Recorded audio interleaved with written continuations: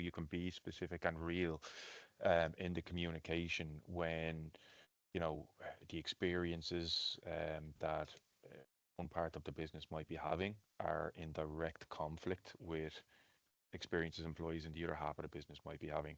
Again, whether that be one department with a much higher level of promotions, or certain departments having high flexibility in terms of ways of working, hours they're working, where they're working, and others don't, purely because of the nature of their role requires them to be there between specific times. And if you're Mm. pushing these kind of messages out either internally or externally, and like, well, that's not the experience I'm having. Any kind of advice on how you get around that? Mm. Stephen, you want to take that? Um, I get, I guess when you have those situations, you're coming a little bit into that piece where you don't have the alignment. Certainly, that could be something that maybe either it requires that little bit of work from the kind of bottom up, top down internally to try and align it.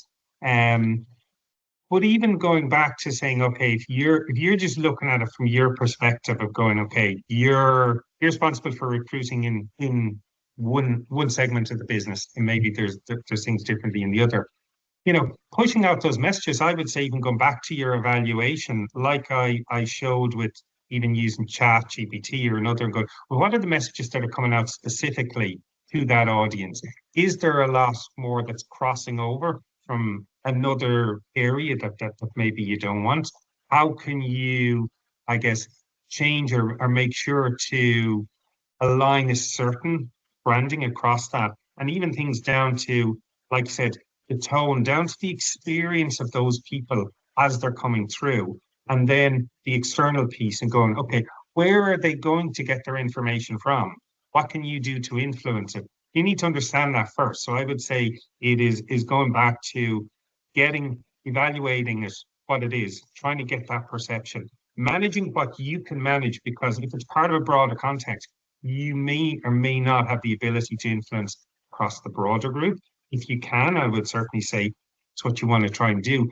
Certainly, every path that someone comes along in relation to where you're trying to influence, you need to understand it, to map it, and try your best to influence it along with the message that you want to try and give. I don't know, has anyone else had that specific type of experience? There's a great Simon Sinek article I read years ago. It really helped me with this kind of thing, because instead of trying to control everything, he said, create a movement. And that really changed my mindset with all this kind of thing. We're trying to, move mountains. You find your like-minded people. For us in our last company, it was finding those multipliers. Who are they? And create a club that everybody wants to be a part of. And then it becomes different to, try to move those mountains.